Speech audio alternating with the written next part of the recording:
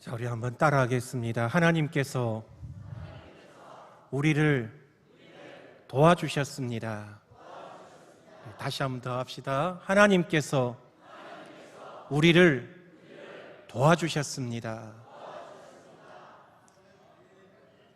우리 하나님은 도와주시는 하나님인 줄로 믿으시길 바랍니다. 도움을 주시는 하나님 되셔요.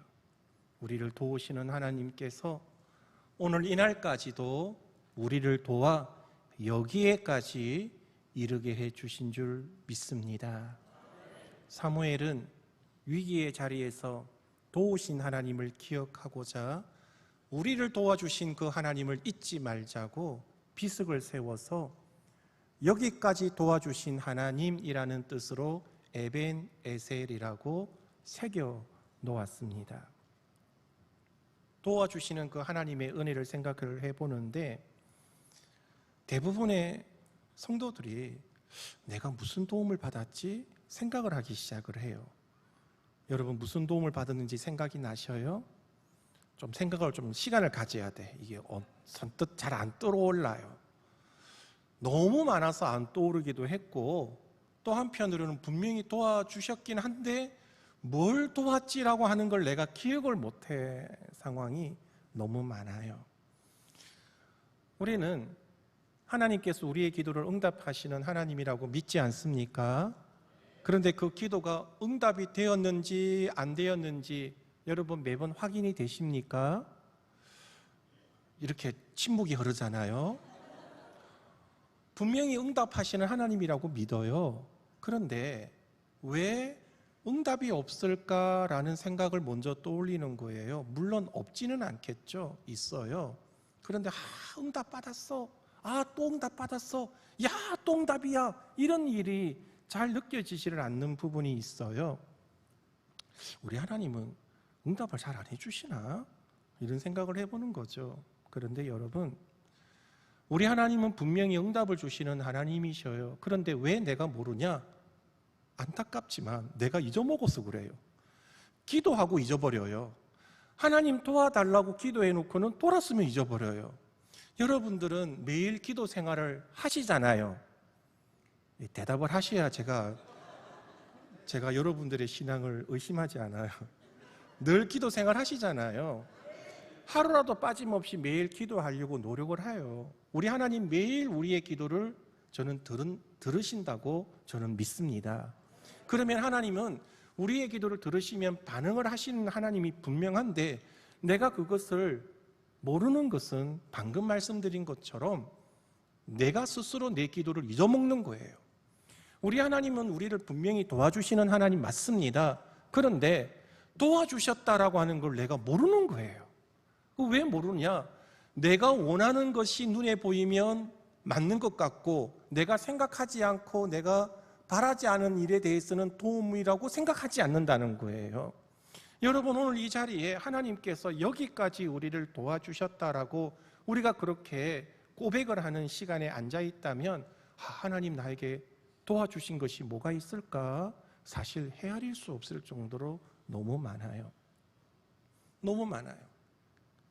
정말 여러분들이 곰곰이 조용히 앉아서 하나님께 뭘 감사해야 될까? 감사의 이유를 찾아보자라고 하는 것과 똑같은 이유로 연결될 수 있어요.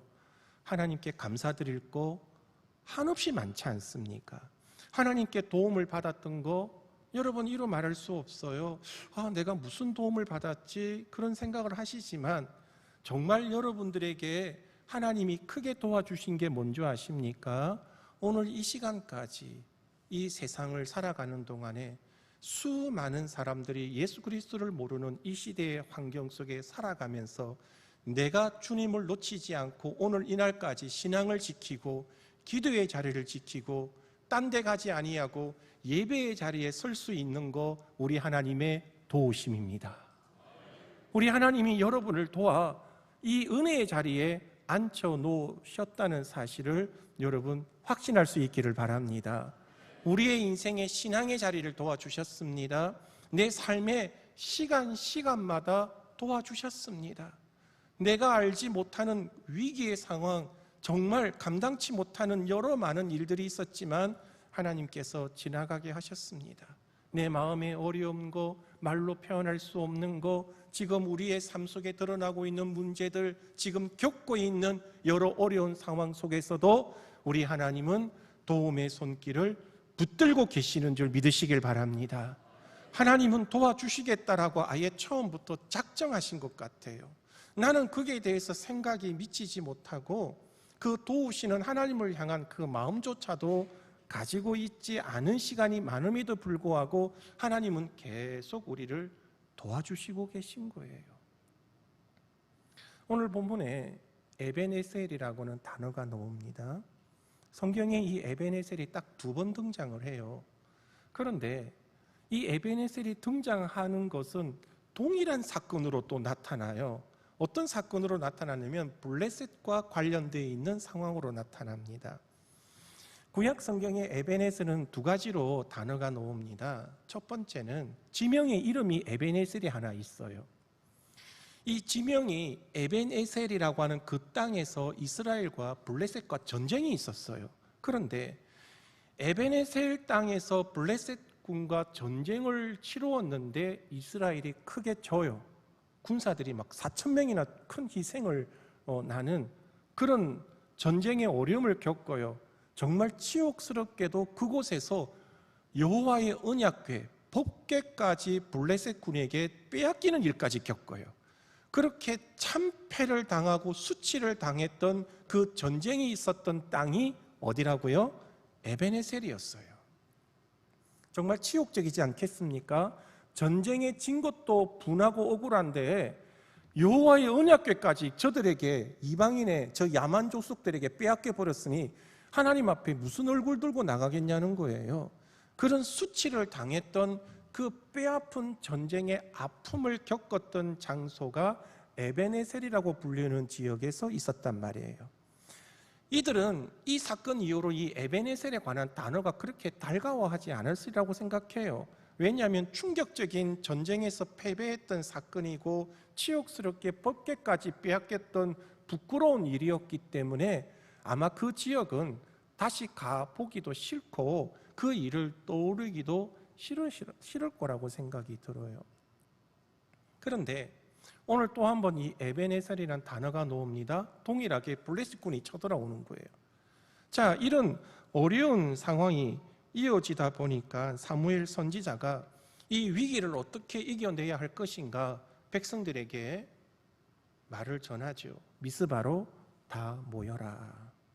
이 위기의 상황 우리가 하나님 앞에 간절하게 부르짖어 기도하자. 그리고 백성들을요 미스바로 다 불러 모아요. 그리고는 기도를 합니다. 우리 하나님께서 그 기도를 들어 역사해 주셔서 정말 초자연적인 역사를 일으킴으로 블레셋 군대를 물리쳐 줍니다. 정말 기가 막힌 역사이지 않겠습니까?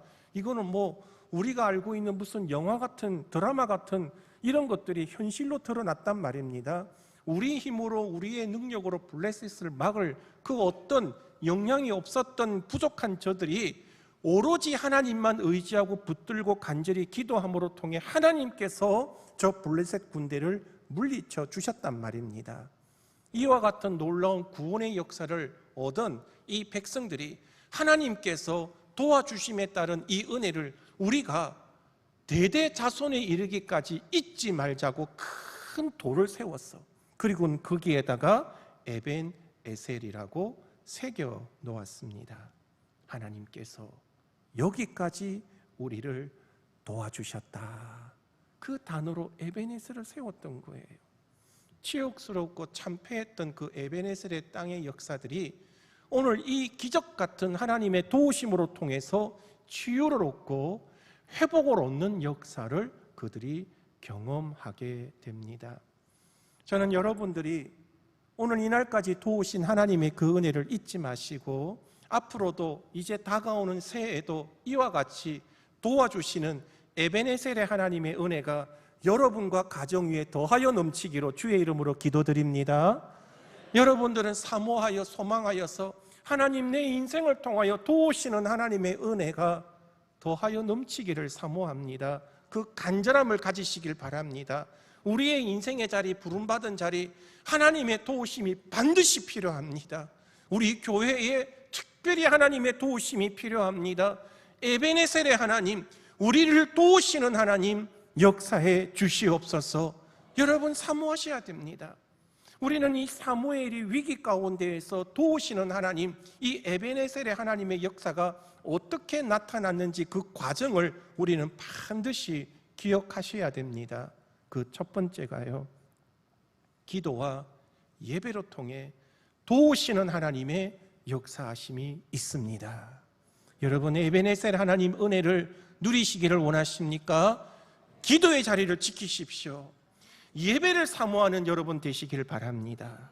오늘 본문 5절에도 사무엘이 이르되 온 이스라엘은 미스바로 모이라. 내가 너희를 위하여 여호와께 기도하리라 하매라고 되어 있어요. 위기 가운데 기도를 먼저 세워 나아갑니다. 그리고 9절 말씀에 보면 사무엘이 젖 먹는 어린 양 하나를 가져다가 온전한 번제를 여호와께 드리고 이스라엘을 위하여 여호와께 부르짖음에 여호와께서 응답하셨더라. 여러분, 기도로 출발을 하고 기도로 부르짖으며 기도하는 자리에서 하나님 앞에 온 정성과 마음을 다하여 예배의 자리로 나아가서 다시 한번 부르짖었더니 하나님 응답해 주십니다. 여러분, 기도와 예배로 통해서 하나님의 응답과 도우심이 있음에 따른 그 믿음의 확신을 가지시길 바랍니다. 믿음에 연약한 사람들은요, 이 기도의 능력, 이 예배의 능력을 잘 몰라요. 믿음이 연약한 자들은요, 기도만 하면 되나? 우리가 예배 드린다고 이 문제가 해결되어지나? 이게 믿음의 연약함이라고요. 그래서 다른 걸 하려고 그래요. 이것도 좀 해야 되지 않나? 좀 이런 일은 이렇게 좀 더 해봐야 되지 않나? 라는 얘기를 하는 거죠. 물론 할 수도 있습니다. 뭐라도 열심히를 해내면 뭐 어떤 일의 결과도 나름 있기도 하겠지요. 그런데 여기에서 말을 하는 것은 그 무언가를 하려고 하는 것이 기도보다 예배보다 앞서지 말라는 거예요. 기도도 하지도 않고 예배에 대한 사모함도 없고 내가 생각하고 내가 알고 있는 그 지식과 경험과 그런 어떤 내가 세상에서 얻은 것들을 먼저 앞세우는 자리는 기도가 뒤로 밀리는 자리란 말이에요. 예배가 그렇게 하나님의 능력이 임하는 자리로 세울 수 없다, 그 말인 거예요. 여러분, 이 백성들을 보세요. 얼마나 무기력합니까? 얼마나 연약합니까? 싸울 힘도 없어요. 적군이 칼을 들고 공격을 해서 이제 저들이 이 땅에 몰려오면요, 전쟁이라는 게 그러잖아요. 죽이려고 빼앗으려고 오는 거 아니겠습니까? 안 죽고 안 빼앗기려면 싸워야 되는 거 아니겠습니까? 그런데 싸울 힘조차도 없는 연약한 모습만 갖고 있는 거예요. 우리가 저들과 싸워봐야 이길 가능성조차도 없는 거예요. 사무엘이요, 우리 힘으로 능으로 우리가 한번 해보자. 우리가 비록 연약하지만 우리가 하나님의 도우심을 믿고 한번 싸워보자. 뭐 이런 방법 내세울 수 있잖아요. 이게 바로 상식적인 행동을 우리에게 말을 하는 거란 말입니다. 여러분, 정말 교회에서 신앙생활할 때 안타까움이 뭔지 아십니까? 교회의 일을 상식을 먼저 앞세울 때가 있어요. 여러분, 믿음을 앞세워야 됩니다. 기도가 앞서야 됩니다. 여러분들이 상식이 부족하거나 세상이 지식이 부족한 분들이 아니셔요.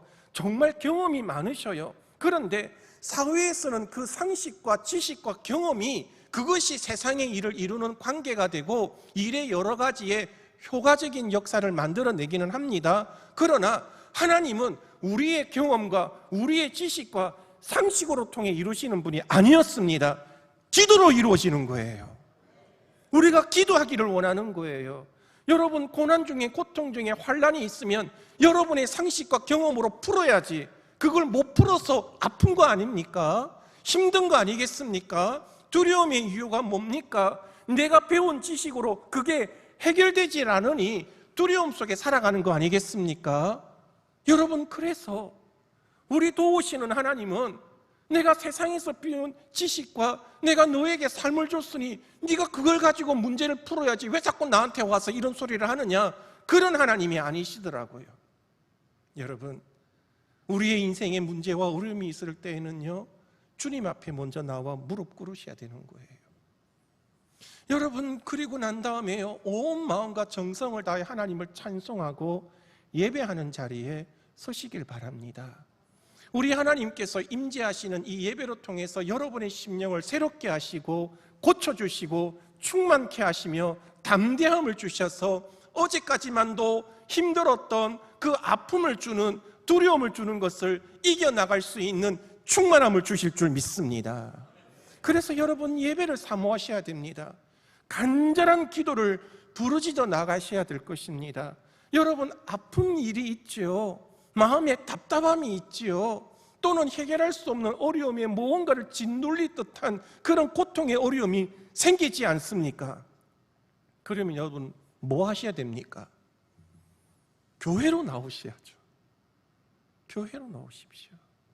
주님 앞에 간절히 무릎 꿇어 기도할 수 있기를 바랍니다. 여러분, 우리 성빈교회는요, 지금 기도가 필요한 시간입니다. 밤낮 부르짖어야 할 기도의 자리가 필요합니다. 그리고 더없이 예배를 사모하시고 나의 삶의 모든 것 중에 이 예배로 통해 하나님의 임재하심이 우리 모든 성도들 위해 임하셔서 오늘의 우리의 어려움의 문제를 하나님 풀어주시고 우리의 상한 심령을 어루만져 주시고 새롭게 하여 주시며 치료하여 주셔서 다시금 일어날 수 있도록 능력 주시기로 간절히 사모하며 기도하며 예배하는 여러분 되시길 바랍니다. 사무엘 선지자가요, 백성들을 미스바로 불러 모읍니다. 이 미스바가 히브리어로 감시탑, 초소, 그런 뜻이 있어요. 감시하다, 초소. 이게 왜냐하면 국경성이랑 가깝기 때문에 그래요. 그래서 미스바는요, 지켜보는 땅이에요. 적들이 들어오나 안 들어오나 지켜보는 땅이에요. 그런 곳에 사람들을 불러 모아요. 여러분, 그렇다면요, 지금 블레셋 군대가 쳐들어오면 반대로 더 멀리 도망을 가서 안전한 곳에서 예배를 드려야 되는데 오히려 적군들이 몰려오는 곳으로 더 가까이 다가가는 곳에 있어요. 그곳에서 뭐 합니까? 정말 생사를 걸어놓고 하나님 앞에 부르짖어 기도하고 예배하는 거예요.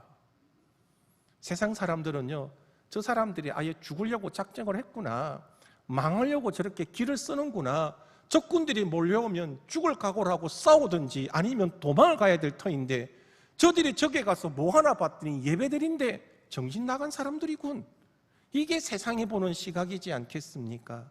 여러분, 세상은 그렇게 본다 할지라도 우리는 그와 같은 모습을 부끄러워할 이유가 없는 거예요. 우리가 왜 예배합니까? 우리가 왜 기도를 합니까? 우리 하나님 살아계심을 믿기 때문입니다. 하나님 살아계심을 믿기 때문에 나는 온 마음을 다해 예배드리는 거예요. 살아계신 하나님께서 우리의 기도를 들으신다 나는 믿기 때문에 온 정성을 다해 부르짖어 나가는 겁니다. 그러니 여러분, 밤을 새서라도 이 성전에서 부르짖으시길 바랍니다. 예배드리는 시간 우리 하나님 임하여 만져주시기를 간절히 바라는 마음으로, 뜨거운 마음으로 예배하며 나아가시길 바랍니다. 우리 하나님께서 이렇게 부르짖는 사무엘과 그 백성들이 미스바에서 간절히 기도하며 부르짖었더니 우리 하나님께서 역사하지 않습니까? 여호와께 부르짖음에 여호와께서 응답하셨더라. 반드시 응답을 주신 하나님 되십니다. 이와 같이 간절히 부르짖는 거 얼마나 큰 능력인지 종교개혁자인 존 녹스는 기도하는 한 사람이 기도하지 아니하는 한 민족보다 강하다, 그런 말을 했습니다. 그래서 영국 여왕이 존 녹스의 그 말을 듣고 이런 말을 했습니다. 우리 영국 100만 군사보다 기도하는 존 녹스의 기도가 더 무섭다라고 말을 했어요. 이런 유사한 얘기가 우리나라에도 있어요. 우리나라의 가나안 농군학교를 처음 설립한 김용기 장로님, 그 장로님이 개인 기도방이 있어요. 자그마한 기도방에 문을 열고 들어가면 조그마한 단칸방에 기도 탁자가 있고 그 위에 액자가 하나 붙어 있어요. 그 액자에는 뭐라고 적혀 있냐면 조국이여 안심하라 라고 적혀 있어요. 조국이여 안심하라. 내가 여기에서 눈물로 기도하니 조국이여 안심하라 라는 것을 표현하는 거예요. 내가 기도하니 이 나라 이 민족 걱정할 것 없다. 이런 믿음의 확신을 가지고 있었단 말이에요. 여러분들도 교회를 생각하면 정말 눈물이 날 만한 그런 우리의 여러 가지 상황들이 있지 않습니까? 하나님께서 여러분의 기도에 반드시 응답해 주실 줄 믿으시길 바랍니다. 그러므로 어려울수록 고난이 있을수록 정말 힘든 여러 가지 상황이 나타날수록 여러분 잊지 마십시오. 기도의 자리를 굳건히 세우십시오. 간절히 부르짖어 나아가는 자리, 하나님께서 하늘의 문을 여시고 응답해 주실 것입니다. 에베네셀의 하나님을 만나는 이 은혜는요, 두 번째로 우리를 도우시는 하나님이 언제나 우리와 함께하고 계심을 믿는 믿음의 확신을 가지셔야 합니다. 오늘 12절 말씀에 사무엘이 돌을 취하여 미스바와 센 사이에 세워 이르되 여호와께서 여기까지 우리를 도우셨다 하고 그 이름을 에벤에셀이라. 이 에벤에셀의 히브리어 말이 여호와 하나님이 여기까지 우리를 도우셨다라는 의미를 갖고 있습니다. 여기까지라고 하니까 여러분들이 순간 드는 생각이 이만큼 하고 다음은 없나? 이 생각이 살짝 들어요. 여기까지라고 얘기를 하니까 여기까지. 그러면 다음은 어떻게 되는 거지? 여러분, 이 표현의 의미의 해석을 우리는 제대로 알아야 됩니다. 여기까지라고 하는 것은요, 과거에서부터 앞으로까지라고 하는 것이 다 포함되어 있어요. 여기까지라고 하는 것은 시간의 총체적인 의미를 얘기하는 것이에요. 그러니까 상황과 환경을 얘기하는 것이 아니라 과거와 현재와 앞으로도 라고 하는 연속성이 있는 시간의 개념으로 쓰여진 단어라는 거예요. 여기까지라고 하는 시간을 말을 하는 것이지 이곳 저곳 가는 장소에 관한 의미가 아니라 시간이 개념이 오늘 이 시간까지가 아니라 이렇게까지 도우시는 하나님은 이처럼 앞으로도 도우신다라는 뜻을 가지고 있단 말입니다. 그러니 여호와 하나님께서 여기까지 도와주셨다는 것은 현재의 내가 알고 있는 하나님의 도우심에 따른 확실한 내용이지 않습니까? 오늘 나는 하나님의 도우심의 은혜로 앉아있는 것처럼 내일도 모레도 앞으로도 이처럼 하나님은 도우신다라고 하는 믿음을 가져야 된다는 말입니다. 이것이 에베네셀의 하나님의 은혜이고 그것을 받아들이는 것이 에베네셀의 신앙을 가지고 살아가는 성도의 모습이라는 것입니다. 저는 여러분들이 에베네셀의 이 신앙을 가질 수 있기를 바랍니다. 여러분들이 순간순간 살아가는 곳마다 지금도 나와 함께 하시는 하나님, 나를 도와주시고 붙들어 주시고 인도해 주실 줄 믿습니다. 아픔이 있고 고통이 있고 그걸 여러분들이 인내함으로 통하여서 하나님은 열매를 주신다라고 하는 이 내용을 여러분들이 잊어서는 안 돼요. 제가 지난달에 우리 교회 권사님이 길을 가시다가 넘어져가지고 허리뼈가 이게 골절이 된 거예요. 그러니 허리뼈가 골절이 되시면 꼼짝을 못 하시잖아요. 꼼짝을 못하고 침대에 누워 계시는데 제가 신방을 가니까 이 권사님이 참 기도를 열심히 하는 권사님이거든요. 제가 신방을 갔는데 저를 보시더니 저를 굉장히 좋아하셨어요. 여러분들 안 믿으시겠지만 하여튼 저를 굉장히 좋아하시는 권사님이셔요. 그런데 저를 얼굴을 보는데 평소 같으면 막 너무 목사님 좋아하고 밝은 표정인데 얼굴이 어두워. 표정이 안 좋아. 그래서 내가 왔는데 안 반가우신가? 그래서 좀 이상하다고 했는데 그 표정이 저를 싫어하는 표정이 아니라 삐진 얼굴이야. 삐진 얼굴. 딱 보니까 삐졌어. 이게 미운 얼굴도 아니고 화난 얼굴이 아니라 삐졌어. 그래가지고 뭐가 권사님 마음을 저렇게 소원하게 하고 삐진 그런 마음이 될까 하고 대화를 나누는데 세상에 내가 살다 하나님께 삐졌더라고. 하나님께 삐졌어. 그 왜 삐졌냐면 내가 이렇게까지 하나님 앞에 충성봉사하고 기도했는데 허리뼈가 똑 부러져서 이 아픔을 주시니 내가 하나님 너무 밉다 이거야. 야, 정말 저는요 하나님을 향하여 삐지는 그 마음이 부럽더라고요. 야, 이렇게 하나님과 가까이 지내시는 이 권사님이시구나. 그런 모습이 미흡게 안 보이고, 하나님 내가 더 기도하고 싶은데, 내가 더 하나님께 충성하고 싶은데 이렇게 병원 누워서 꼼짝도 못하게 하는데 하나님 정말 속상해요. 막 이런 표현인 거예요. 야, 정말 살다 하나님께 삐진 그런 분들이 계시는구나. 우리는 어쨌든 하나님 앞에 부끄러워서 숨어 다니기 바쁜데 이분은 하나님 앞에 삐지기도 하시고 이런 모습을 보여주시는구나. 참 이런 모습이 한편으로는 참 귀하게 보이시더라고요. 꼼짝을 못하고 누워 계시니 어떡하겠냐고요. 그러니 제가 그랬죠. 권사님, 삐지지 마시고 하나님이 더 권사님과 함께하고 싶으신가 봐요. 이렇게 꼼짝을 못하시니 24시간 하나님 생각하고 기도하실 수 있잖아요. 그러니 삐지지 마시고 우리 같이 기도해 했더니 아이고 그렇게 기도해야 되는 건가요? 하고 또 손을 잡고 그렇게 또 기도를 했어요. 그 허리에 통증이 있으니까 움직이지를 못하고 그대로 했어야 되니 그것이 너무 힘들잖아요. 아이고 정말 이대로 못 일어나시면 어떨까 싶었더니 어저께 보니까 교회 로비에서 뛰어가시더라고요. 아이고 세상에나 저렇게 뛰어다니시는구나. 회복되셨구나. 네. 여러분 어렵고 힘든 상황에 정말 마음이 무너지는 경우가 있잖아요. 그런데 제가 드렸던 이 말씀은 그렇게 힘이 들어서 나 이제 더 이상 하나님 못 따라가겠어요가 아니라 어려울수록 더 하나님을 붙잡아야 되겠구나. 이게 방법이라고요. 이게 믿음의 모습이라고요. 이게 하나님의 백성의 모습이라고요. 이것이 하나님 말씀에 순종하는 모습이라고요. 여러분 기도가 방법인 줄로 확신하시길 바랍니다. 무릎 꿇어 간절히 하나님 앞에. 여러분 가정에 큰 역사가 이루어지기를 원합니까?